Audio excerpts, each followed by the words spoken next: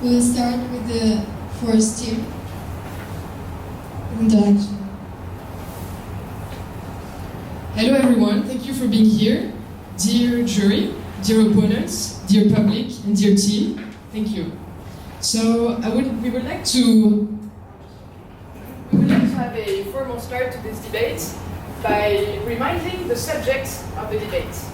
Here we will debate about the question, the topic, should a minimum quota of women be introduced in companies? So here we will be dealing about gender quotas and about a minimum. So we're not here to set an exact number, we are here to set a floor. Remind this. We would also like to define what gender quotas are to make sure we're all on the same page talking about the same thing. To us, and also to the general definition, a gender quota is a positive measurement instrument aimed at accelerating the achievements of gender-balanced participation and representation. Let's stop a little bit on this definition and analyze it. What is positive measurement? Positive measurement is here to give an advantage to some groups in society that are often treated unfairly. So those are made for improvement. Remember that. We also want to pause on the word accelerating. It was proved by the Gender and Economy Research Roundtable held at the University of Toronto that it would require 30 years at least for women to get the same position that men have in boards of directors. 30 years. Wait, let's do a pause here. 30 years. So most of us here are around 20 years old. Let's say 30 plus 20 will all be about 50 years old, so we will all have gray hair. Something else we would like to pause on is the gender balance aspect. Often we hear of quotas as being very controversial because men think they will be replaced by women. We're not here to replace men, we're here to rebalance. Finally, gender quotas are a pressing and very disputed issue. Why? Because people want meritocracy. How is it possible, though, to judge on merits when we don't start at the same point? Here's the finish line, some will start here, and some will start here. Who has more merit? We're not sure. And probably it is more easy to be against quota when you've been educating in schools such as ESADE, where you have a lot of female representation. For example, for the MBAs, there are 10% more women than in all schools. There are about 40% of women. So probably it is more easy to close your eyes on what the reality actually is. Something that we thought would be interesting is to show you something else than ESADE. Step out from the school and look at what's happening, for example, in Spain. There was a study in 2017 by Bags and Compa that demonstrated that most Spanish rural municipalities still exclude women from the representation. Why? Because of stereotypes. So to conclude on this introduction, I would like to give you a broad overview of how our argumentation will be articulated. In the first place, we would like to remind that quotas are here as providers of opportunities. In the second place, we find interesting to question the existence of a meritocracy in today's world. And finally, we will show that quotas actually manage to achieve the goals they were designed for. Thank you very much.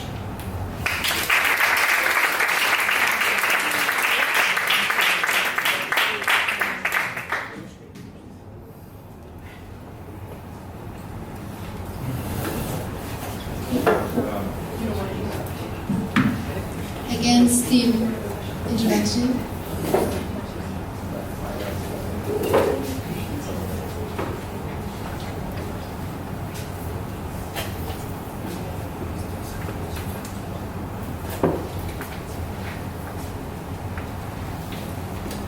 Esteemed jury, esteemed opposition, dear audience, and dear friends.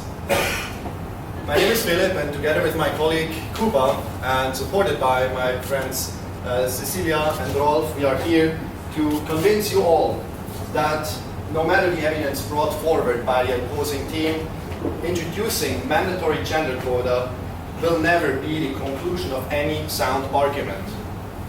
And for sure, it will not help the underlying problem at hand, which is discrimination against women in the workplace.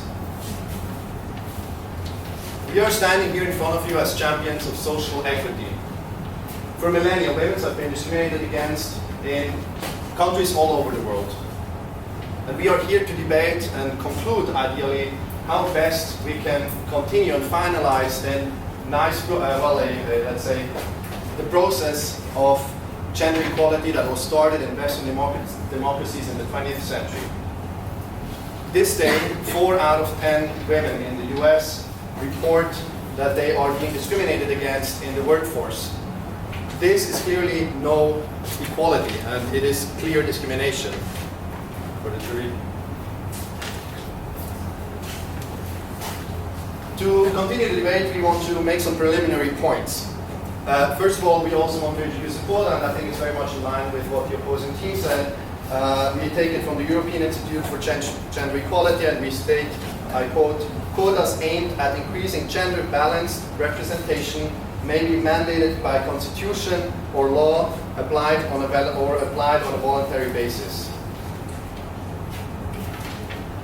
Furthermore, I would like to expand this with the definition of a discrimination, because this is really the problem at hand. Discrimination is the practice of treating someone or a particular group in society less fairly than others because of someone's age, sex, or race.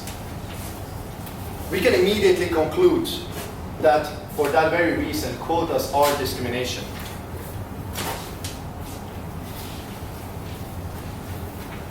Next up, I want to introduce some common logical fallacies that are often brought forward by people who advocate quotas in the workplace.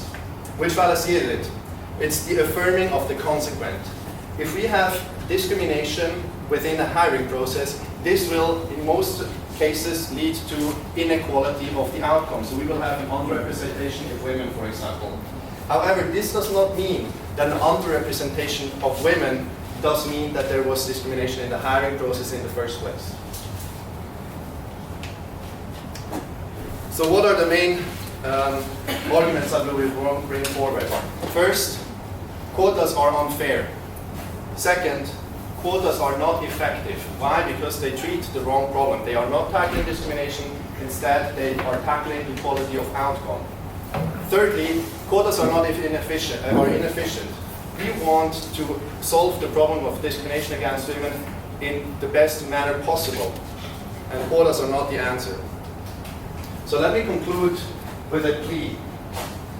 We are not going to suggest that history is going to repeat itself, especially not by the introduction of gender quotas in the workforce. However, we mustn't forget important lessons that we all learned during the 20th century. A crucial conclusion that all Western democracies drew from the occurrences in that year was that people should never be judged based on the group they belong to or identify with, but as an individual. So we are here to defend this, and we'll make these arguments. Thank you.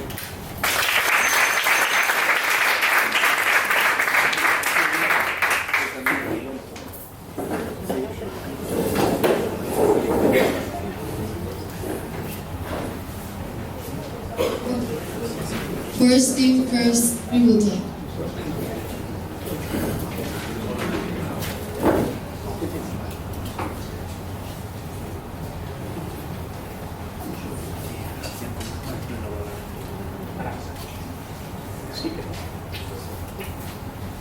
Thank you very much for your very interesting introduction. And let me give you a context. 14th of July, 1789. In the middle of La Bastille, French people are revolting. What are they fighting for? Liberty, equality, fraternity. They're fighting for the right to live and the right to be equal. And that is what we are fighting for today. The truth is, we're trying to give opportunities to minorities. As mentioned by my colleague, everyone is running a race. But the truth is, we don't start this race at the same starting block, and we don't run this race at the same speed. Well, it is true that women are nowadays running faster than men in the speed, as women are slowly increasing their proportion in the workplace, the truth is that acceleration remains extremely slow. What we're trying to build here is not an opportunity of outcome, as was mentioned here by the adversing team, but an opportunity of opportunity. The opportunity to have a chance. Would it be fair if we were into boxing and we would suddenly decide to remove the weighting class? Just to have someone that, I don't know, let's say weighs 50, 60 kilos against a monster of 150, would that be fair? Does that make sense? Would we be able to say to them, well, it was fair, they both had the same training, so maybe it could have worked? Well, the truth is, we might say whatever we want, but the truth will remain the same.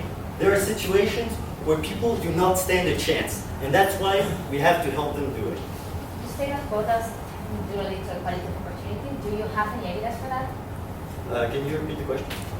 You say that quotas lead to equality of opportunity. Do you have any evidence for that?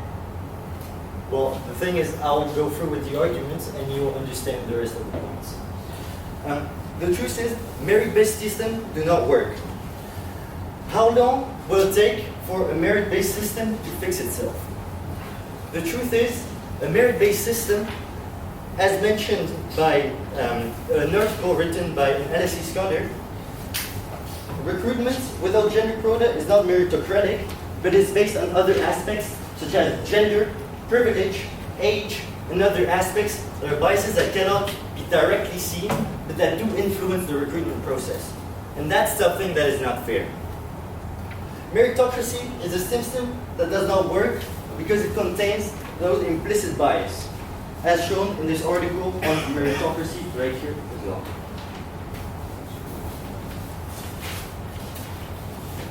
Firstly, if we have a broken clock, which is the meritocratic system, it will be right twice a day.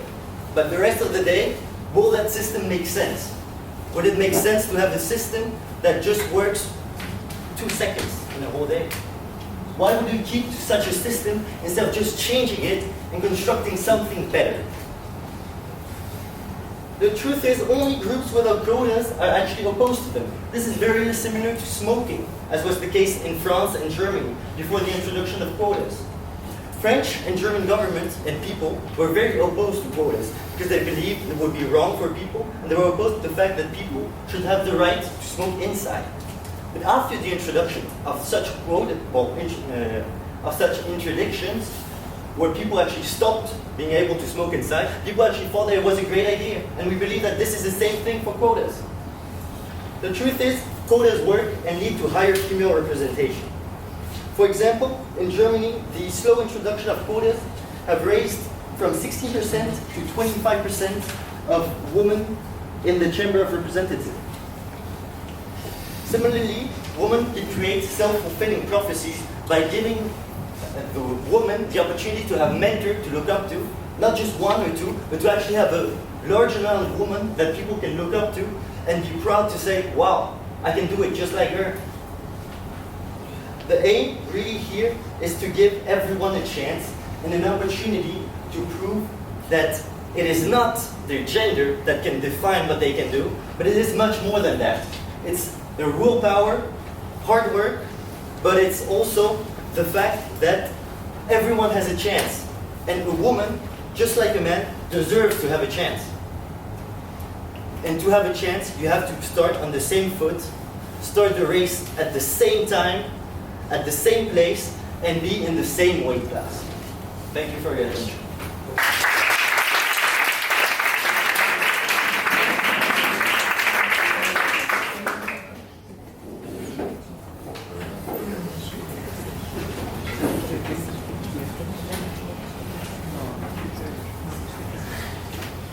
Against team Persecutor. Distinguished jury, honorable opposing team, the audience, my friends. My name is Kuba, and I'm going to continue the claim that Philip started, that quotas should not be introduced to companies. Before I go to our main argumentation, I would like to question some weaknesses of the argument that the opposing team provided. You said that quotas are provided as opportunities. We strongly disagree with that, because they actually take the opportunities out of the non-female people. And we are in favor of the equality of opportunities. I will provide you evidence of how we can do it in ways different than quotas. Moreover, you said that quotas work.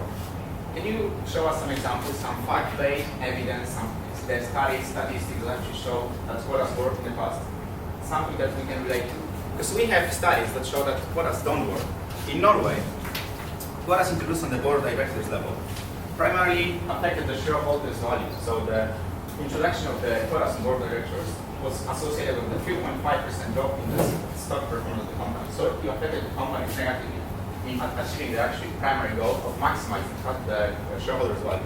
Moreover, the National Bureau of Economic Research found that there was no trickle-down effect in Norway, so that the short quotas introduced at the board of directors level did not affect people below.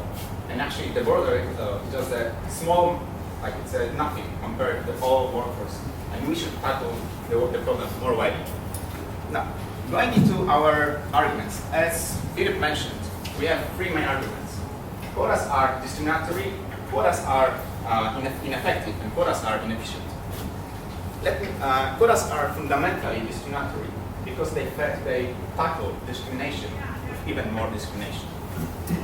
UK Equality Act 2010 makes it unlawful for an employer to discriminate against employees because of the sex. USA Constitution's Equal Rights Amendment. Equality of rights under the law shall not be denied or abridged by the United States or any states of an account of sex. These are just two of thousands of documents like this in the countries that value the equality of people that should not be valued based on sex. So this shows that quotas are fundamentally violating the basic human rights. Moreover, quotas are ineffective because they tackle the wrong issue. We are looking at the equality of opportunities, not equality of outcomes. Men and women are different, and we should let them decide what they want. There is an extensive literature on analyzing the correlation between the gender equality in the country and the gender differences in the workplace. Just to mention one of them, in 2019, Jones found that as gender equality in the countries increase, the gender, both men and women, gravitates toward their traditional gender roles. This means that when they are given freedom, genders can choose freely what they want, and they are not affected by the social pressures that make them decide like what's better for them. And quotas are actually artificially imposing equality of outcome that may actually be not aligned with the interest, of the underlying interest of men and women. Further, I can take the question. You said quotas are against basic human rights. Don't you think it's a basic human right to have an opportunity? Yeah. Since we have limited time, I will leave this question to Philip and you answer to you in the second debate. So, coming back to our argumentation, the third argument of that is that quotas are inefficient. Women empowerment is already taking place, and we don't need quotas with their negative side effects. For example, in the UK, the review led by Lord Mervyn aimed to increase women board of directors participation among FTSE 100 companies by introducing voluntary, business-led initiatives, not quotas. And they actually achieved their targets. In 2015, they got 25%, and they increased the target to 32% because of the effectiveness of this measure, not by introducing quotas. Furthermore, there are rules like Complayer explained, where companies need to address issues of proportional gender representation with regards to board of directions. And if they fail to meet the targets, they need to explain to the government. And it aims to increase the awareness of the problems for executives, for the people that decide how the companies are tackled, so that the change can actually come from inside, so that there can be a wider cultural change, and not just the change in the numbers of how many women or men are in the board of directors.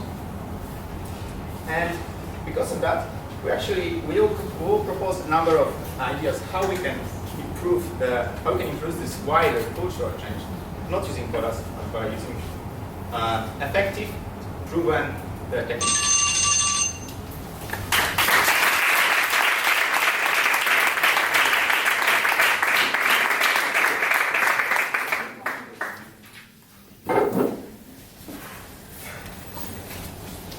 Dear jury, dear team, dear opposing, thank you very much for your argumentation. I think it was very thoroughly explained.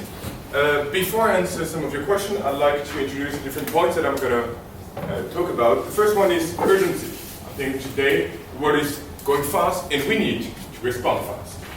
The second one is the model of role. We need women that are role models, showing how things should be done. Then I'm going to talk about some stories about David. And I'm going to also finish with the way that we don't want to put more discrimination, but we want to correct the existing discrimination that is nowadays in the business world. So you mentioned different points. The first one was that quota are bringing discrimination. This is an interesting point because I think the discrimination is existing. It is here. The way that women have less chances to get the same job as a man, isn't it the worst discrimination that we could have?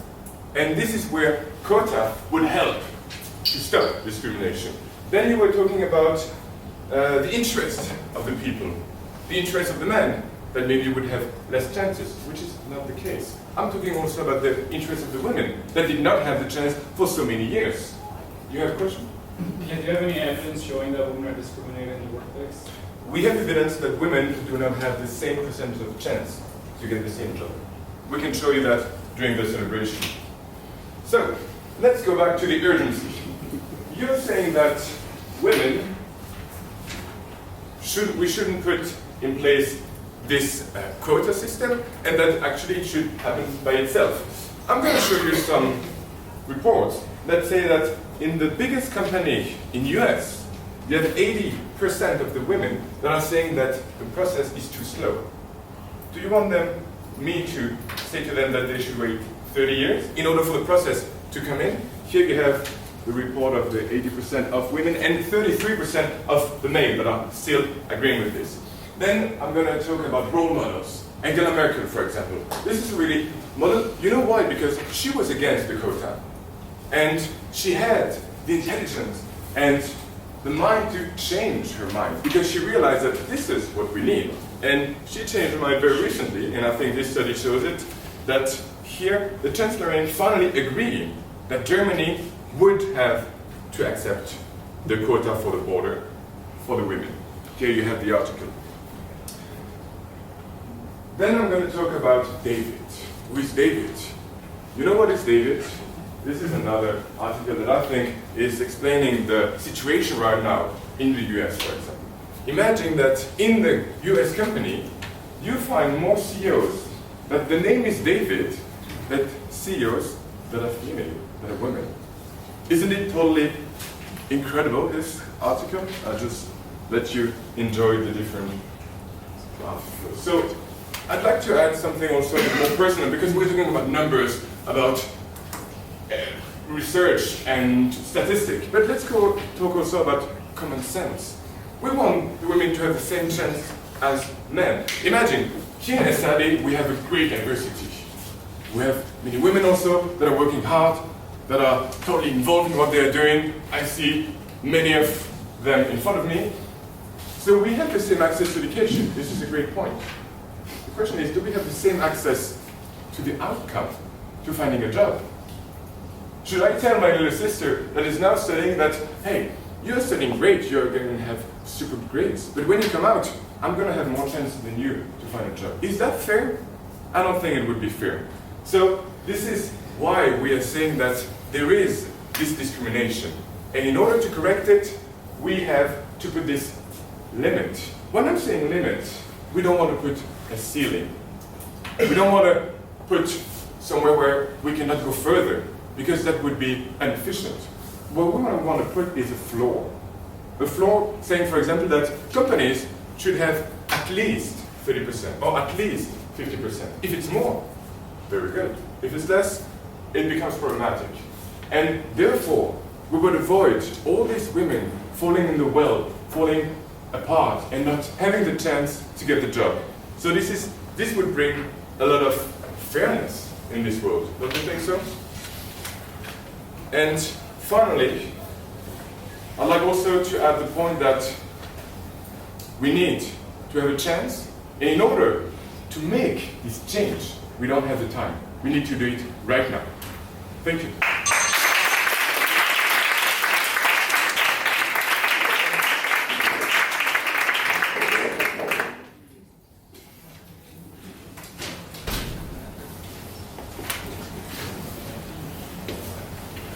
Against Him. secondary result.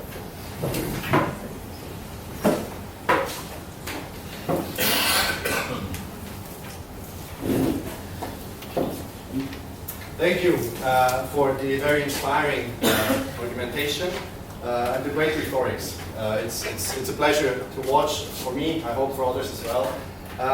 And I want to go back to your question first off, just to be fair to that. You asked whether there shouldn't be a right to opportunity to everybody.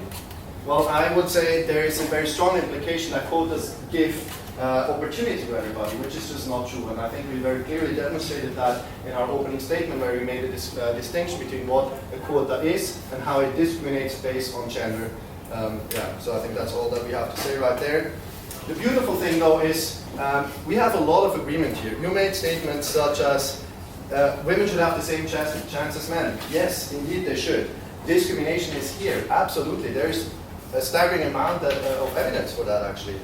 But the, I would say, foreseen problem of your arguments is that there is no clear link from why this leads to quota. So let me give you an evidence. If you dig a bit deeper into that discrimination problem, you mentioned that there's different characteristics, different traits, which is all true. However, in the end, there is a hiring process. And there is a very interesting study that has been conducted and published, where they generated artificial CVs and sent them out to different job offers.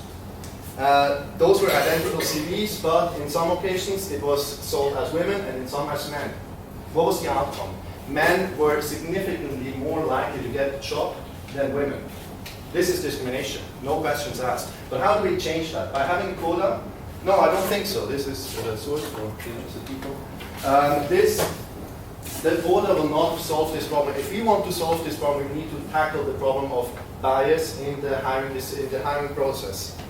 So I will come back to that and show how we would suggest to do this. Then there were some other arguments that I quickly want to refer to. For example, we made the argument that 30 years from now, we will reach gender equity in boards. Well, that is very nice evidence, and the calculation might be true, but we are talking of a bigger problem here. This is not about having gender equity in the board of directors, which represent roughly 0.2% of the general population. We want gender equity for the majority of females. So I think the sample size that you chose there was very poorly. Then you also have the paper that argued that 80%, what was that?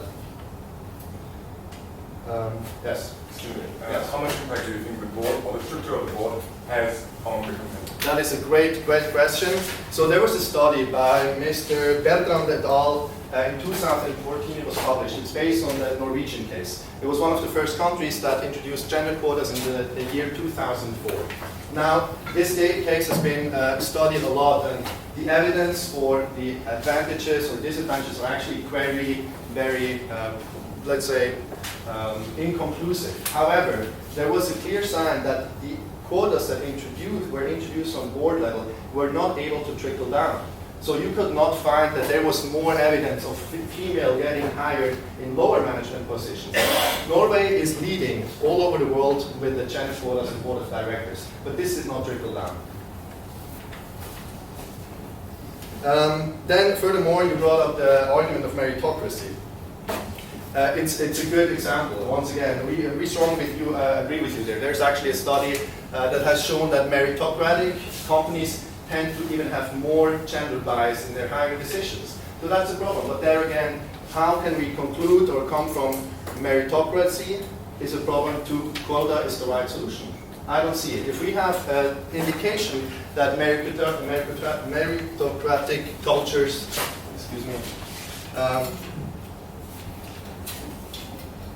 are problematic, then we should look for other options. So what are these options? There have been studies that show, for example, that if you tell companies that they should always suffering this injustice that they are suffering now.